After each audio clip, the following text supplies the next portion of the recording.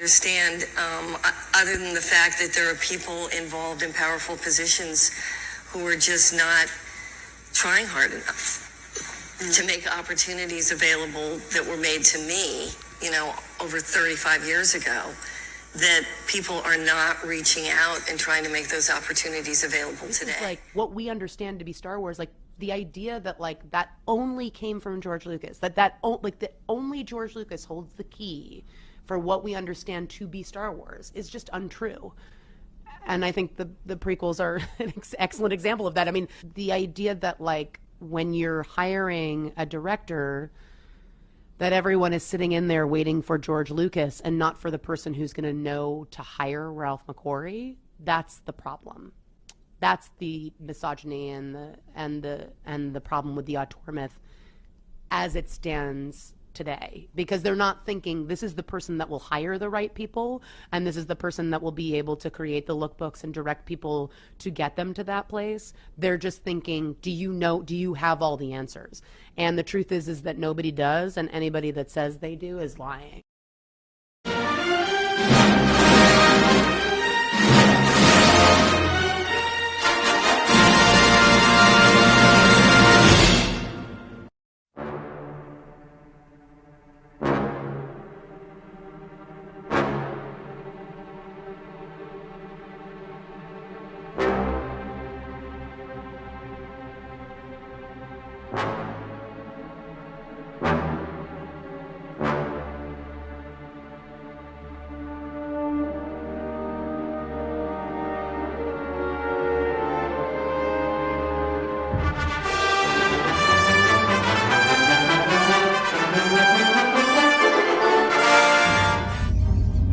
A long time ago, in a galaxy far, far away.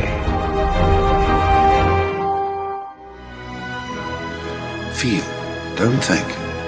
Fear is my ally. The Force will be with you. We are encouraged to love. Be mindful of your thoughts. I will not betray the Republic. Hey, your worship, I'm only trying to help. Scruffy-looking nerf herder! I'm not afraid. You must unlearn what you have learned.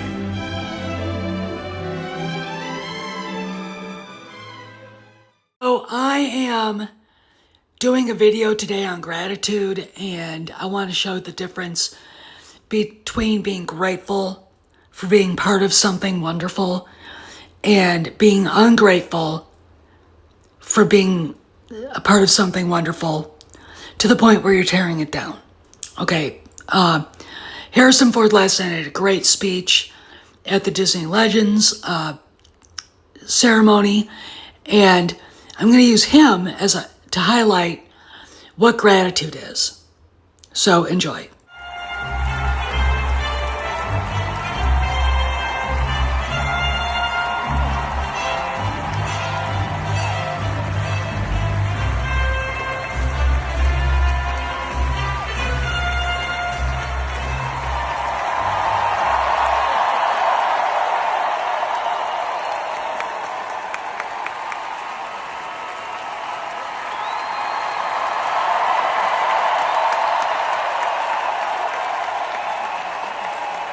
Thank you.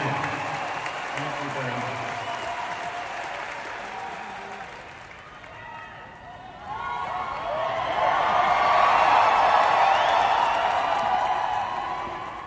I love you too.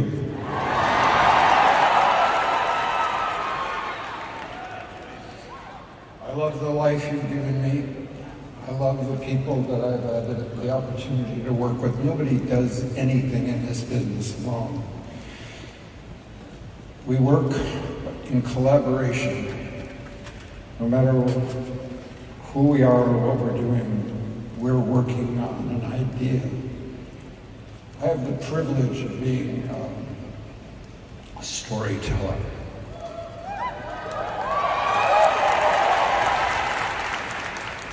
An assistant storyteller.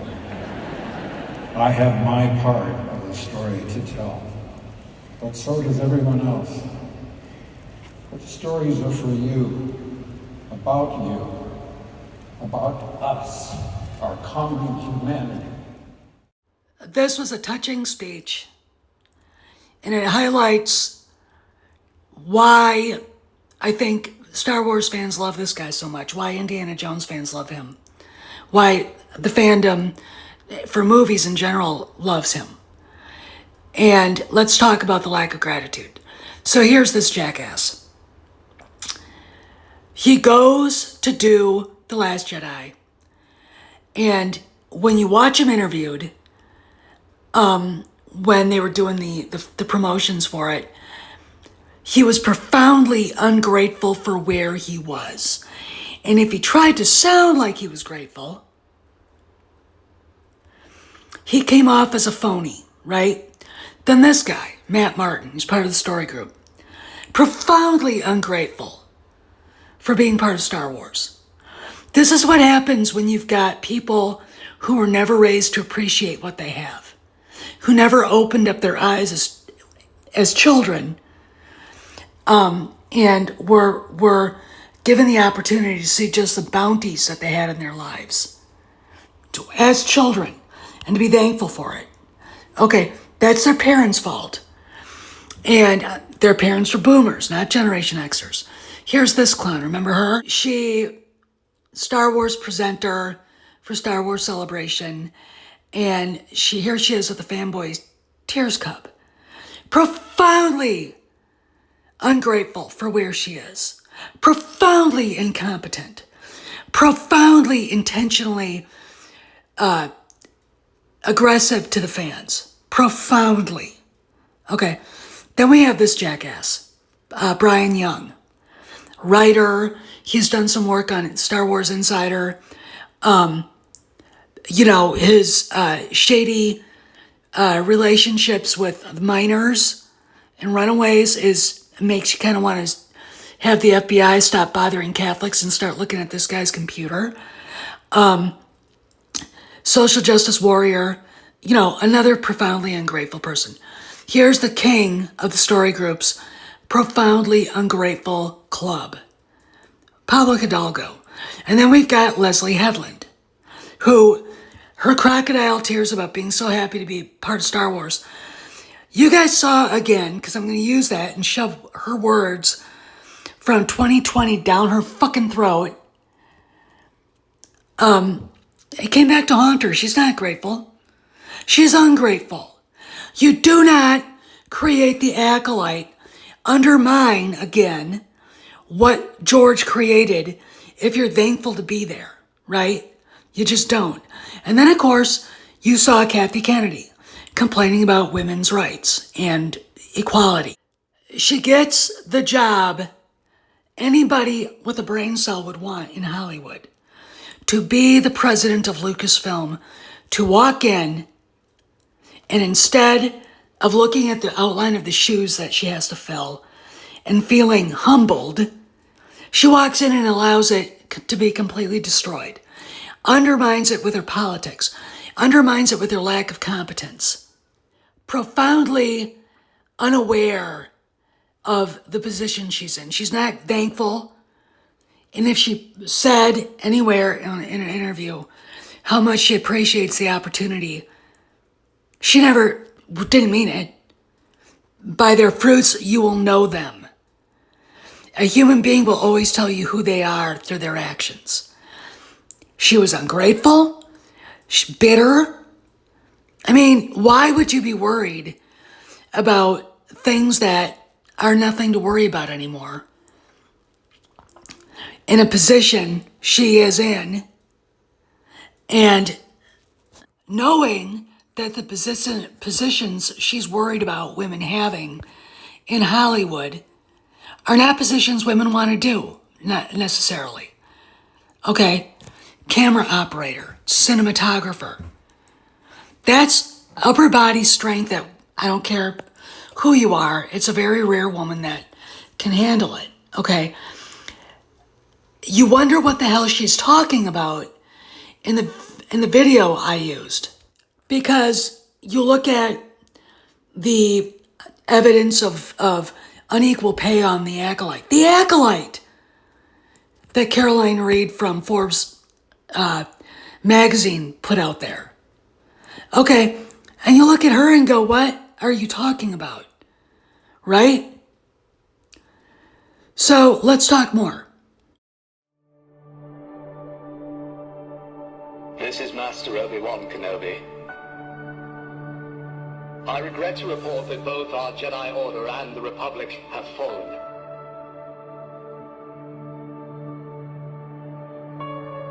With the dark shadow of the Empire rising to take their place.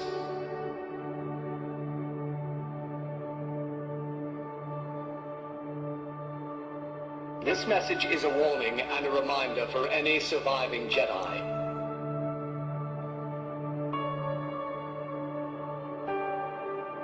Trust in the Force. Do not return to the temple. That time has passed.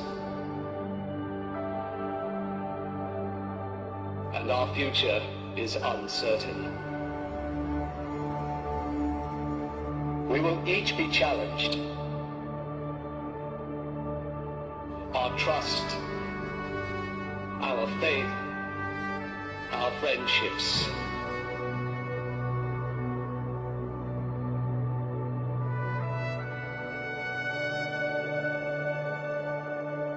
But we must persevere.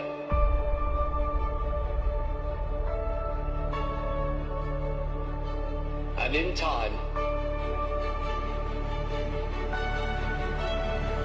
a new hope will emerge.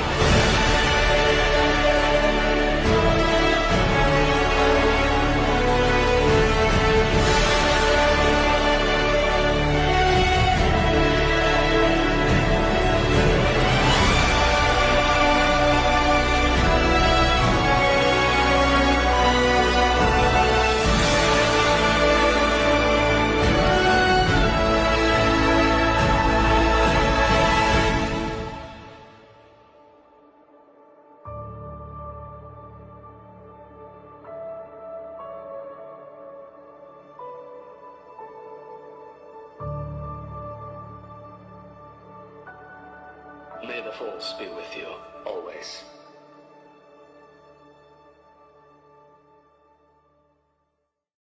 I think the thing that's disturbing about Rian Johnson is the fact that he walked into Lucasfilm, the hallways that George Lucas walked, the company he built from the ground up, being resentful and ungrateful and wanting to tear it down, from the canon to the characters that George created. How dare a blonde white man be the big hero, right? How dare we remember the other guy in any way that's tender, emotional, and mournful, right? How dare we expect Princess Leia to remain a princess? That's J.J. Abrams' problem. That's he demoted her. But at least I think he had a clue as to what he was doing, right? Lack of gratitude. Here, these two clowns. Okay. You're given an opportunity. You're giving an opportunity to do a Star Wars TV show.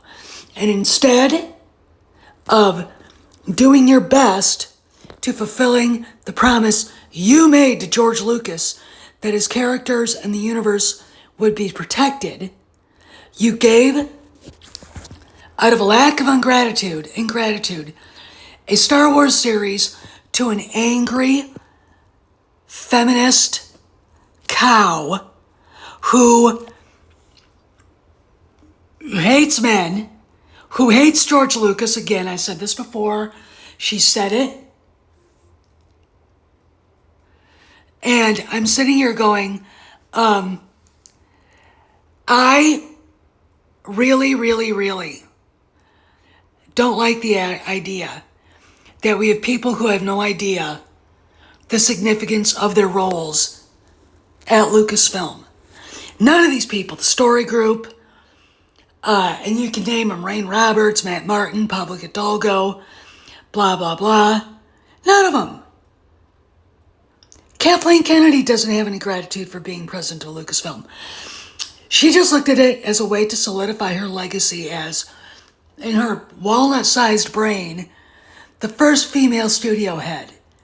Meanwhile, several women from over 100 years ago are going, no, I actually ran a studio back then. Right? So, this is the problem. This is why the fans are upset. It is not the fact that we merely don't like what these people have done. The sequel trilogy, the actors had no real concept of the heritage they were a part of. J.J. Abrams didn't want to do it because he was scared to fucking death, and you could tell because it was his part of the sequel trilogy is just one giant ball of shit. But Rian Johnson goes in there with his lack of self-awareness and his lack of humility. What is the opposite of the virtue of humility? Pride. What is pride? The kingdom of the 7 deadly sins. All right, it is the first because everything else comes from it, right? Wrath, envy, Rian Johnson, greed, gluttony, and when you look at it, you look at The Last Jedi, and you look at The Acolyte, and you could see the same thing. Ungrateful people being part of something that instead of respecting it, Kathleen Kennedy, promising George Lucas she'd protect his characters in the universe. The lies she told, her pride, her ambition, when she should have looked down at her feet and realized the shoes she had to fill were enormous. And instead of saying, I can only serve, as your advocate, as your,